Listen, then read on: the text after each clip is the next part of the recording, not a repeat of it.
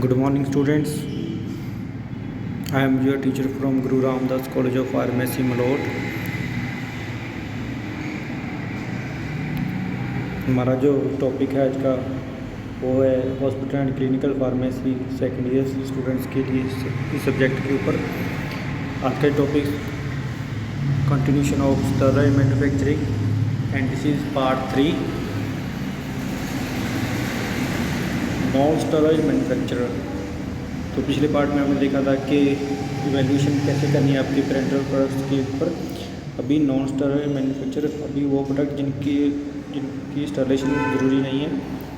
The non steroid manufacturer drugs is defined as the process of making, altering, ornamenting, finishing, packaging, labelling, breaking up and adopting drug by the drugs and cosmetic act. तो ये cosmetic act में drugs and cosmetic act के अंदर ये चीज़ आती है कि उसकी जब लेबलिंग करनी है, पैकिंग करनी है, उसके दौरान क्या क्या चीज़ रिक्वायरमेंट चाहिए। Requirements of tablets and pills. Number 1 the space requirements for tablets pills is around 900 square metre. Raw material received by manufacturing department should be checked as per the standard procedure. Only the raw material passes the pharmacopoeial standard. It can be used for further processing as to maintain the standard of final product.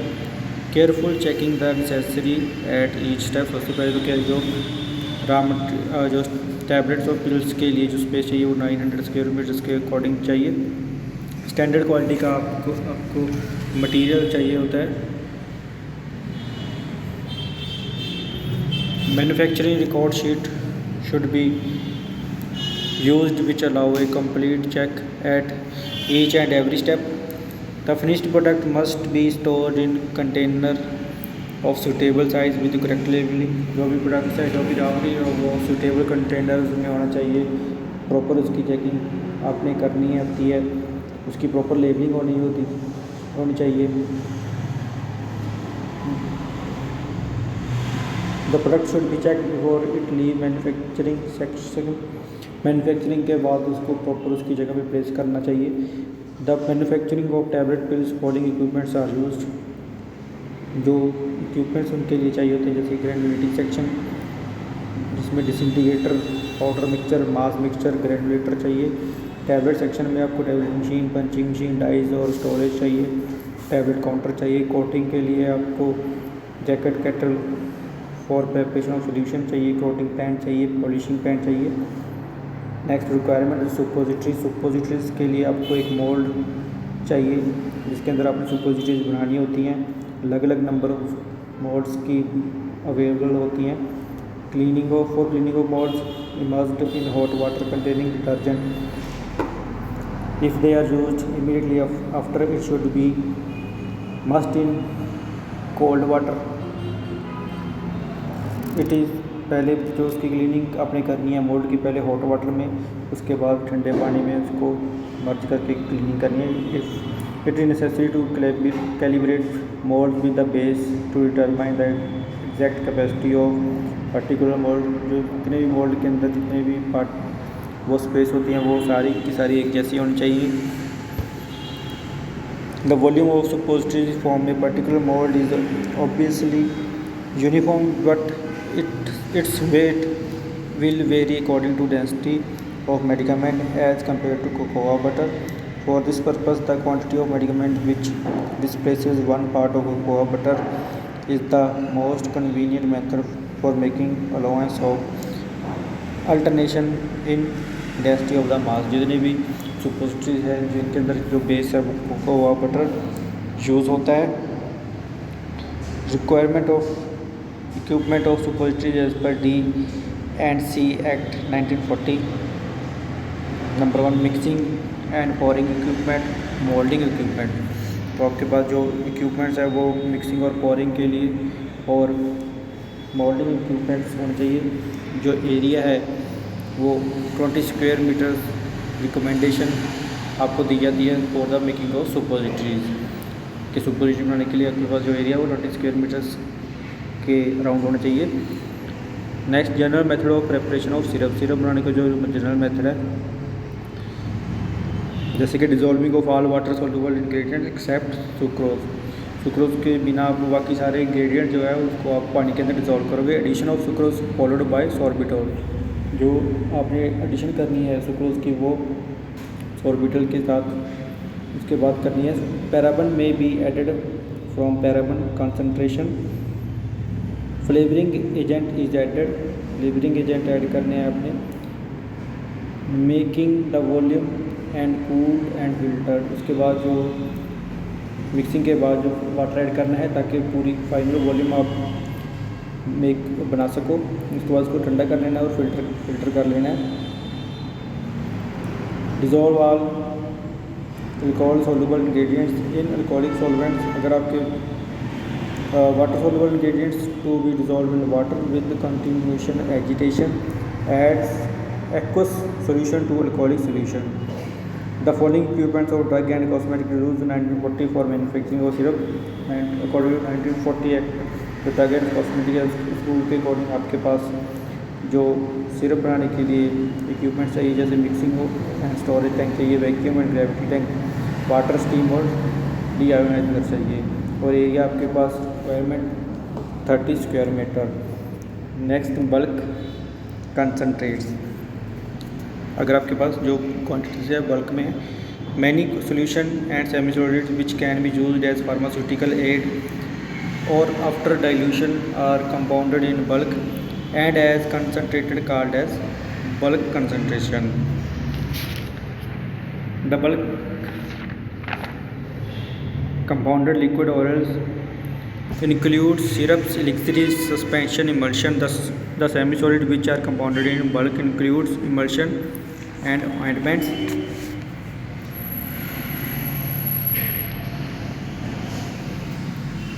Next preparation of suppositories by fusion method. Fusion method में क्या होता है कि हमारे पास जो भी material होता है उसको हम एक साथ मेल्ट करके मिक्सिंग करते हैं और उसको उसके अंदर स्टरिंग करते हैं। स्टरिंग तब तक कंटिन्यूसली करनी चाहिए कि जब तक वो प्रोडक्ट ठंडा होकर मिक्स ना हो जाए। विगरसली शेकिंग हमें इसमें अवॉइड करनी चाहिए जिससे क्या है उसका टेम्परेचर इंक्रीज होने के चांसेस बढ़ जाते हैं।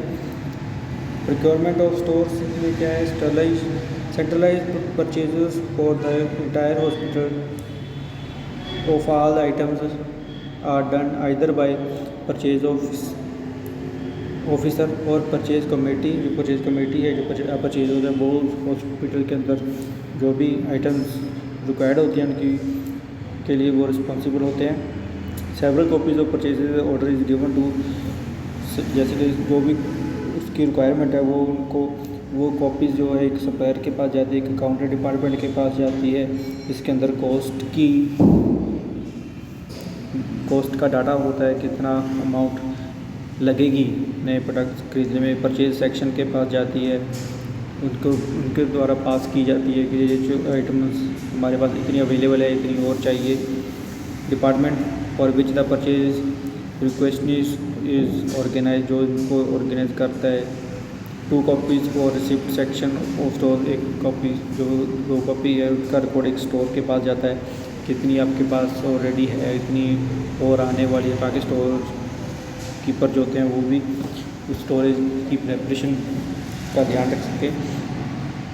Method of procurement of medicaments in stores, जो प्रोक्योरमेंट मेडिकामेंट का मेथड है वो स्टोर में कैसे होना चाहिए। Sterilisation purchase department by an officer has to issue purchase order, follow them up, institute bidding procedures and invite quotation and maintain purchase record. जो purchase store keepers है उनको कोटेशन मंगा के उसकी जो मेडिकामेंट की नई मेडिकामेंट मंगानी है कहाँ से सस्ती पड़ेगी वो उसका रिकॉर्ड रखना होता है।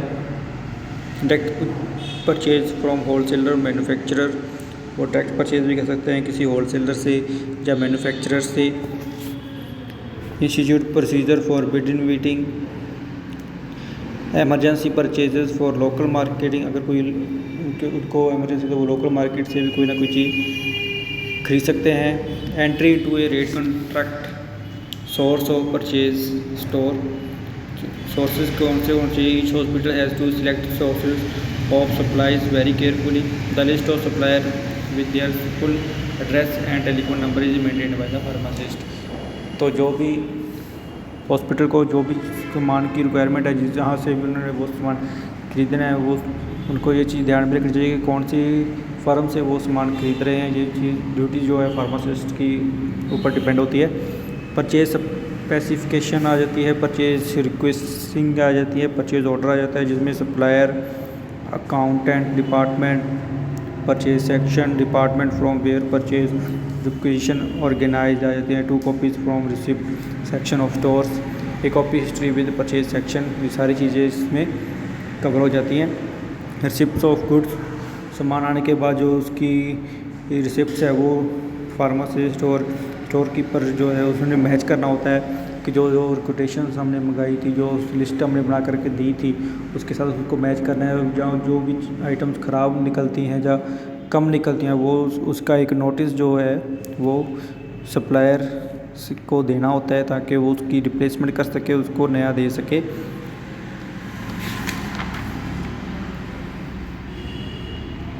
Next testing of raw material में क्या है, टेस्टिंग की जो भी रॉ मटेरियल उसके पास पड़ा होता है। Testing of raw material most important step in the manufacturing of pharmaceutical product to get the quality product and one has to use the quality raw material has the raw material is of the great significance in the quality control. Quality control में raw material की testing बहुत ज़रूरी है, जो क्योंकि सारे जो products होते हैं वो इसी से तैयार होने होते हैं। तो जो भी रॉ मटेरियल आपके पास रिक्वायर्ड होता है वो स्टैंडर्ड क्वालिटी का होना चाहिए। स्टैंडर्ड मतलब वो ओरिजिनल हाई क्वालिटी का होना चाहिए।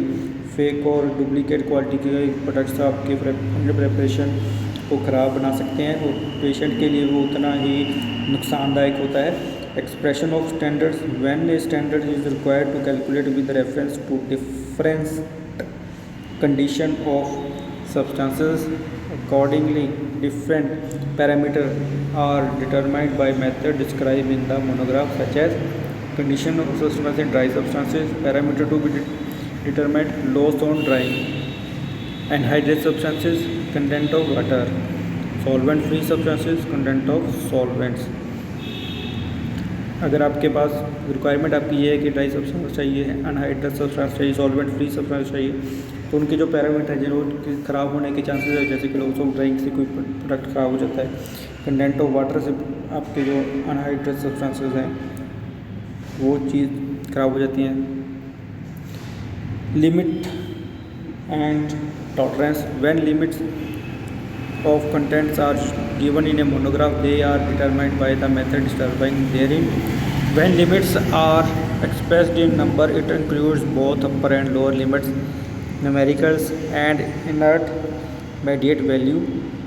Next, user strength. The user strength of drug marketed preparation is given in the monograph. The following 4 different terms are used to express strength, जैसे कि वेट बाई वेट है, number of gram of active substance in 100 gram of product के जो भी आपके पास active drug है वो आपकी वो सोल्यूशन में एक्टिव ड्रग की अमाउंट कितनी है।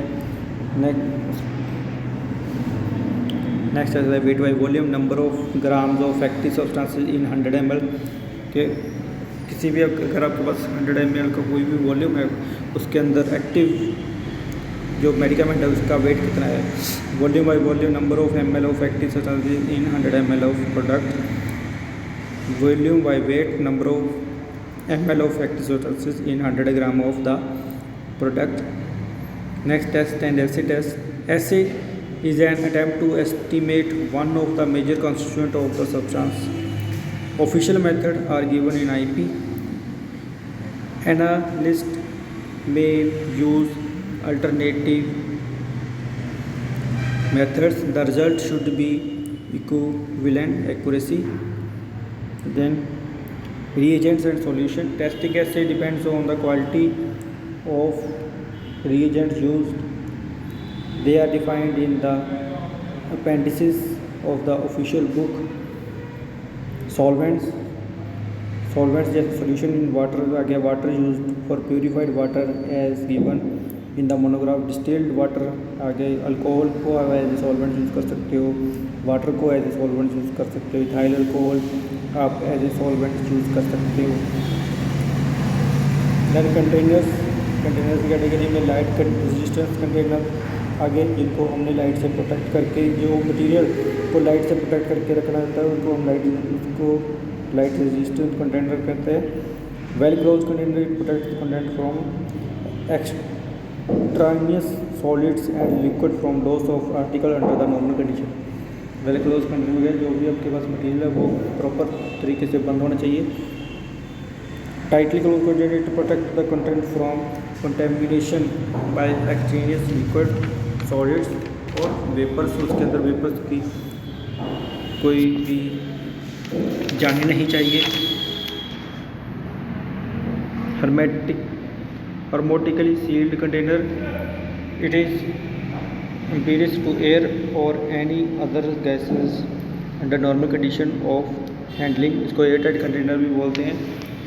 Sealed single dose container, it is intended for articles of parental admission. Multi dose container आ जाते हैं, कंटेनर्स फॉर ऑप्थेमोलॉजिकल प्रिपरेशन, जो आइस प्रिपरेशन के लिए यूज़ होते हैं, जिनकी स्टोरेज कूल प्लेस में रखनी चाहिए, जहाँ टेम्परेचर 8 से 25 डिग्री होना चाहिए। कोल्ड टेम्परेचर, जहाँ पे टेम्परेचर -2 से -2 से 8 डिग्री तक होना चाहिए। वार्म कंडीशन में रखना चाहिए, जहाँ पर 30 से 40 डिग्री टेम्परेचर होना चाहिए। एक्सेसिव हीट, जहाँ पे टेम्परेचर 40 डिग्री सेल्सियस से ज़्यादा होता है। Labelling under the drug and cosmetic act provision के अकॉर्डिंग आप उसके ऊपर लेबलिंग करोगे, कौन सी मेडिसिन इसके अंदर है, एक्सटर्नल यूज़ के लिए है या इंटरनल यूज़ के लिए है। जो भी प्रेपरेशन है, जो भी उसकी करैक्टरिस्टिक है, उसके अकॉर्डिंग आप उसकी लेबलिंग करोगे। Thank you.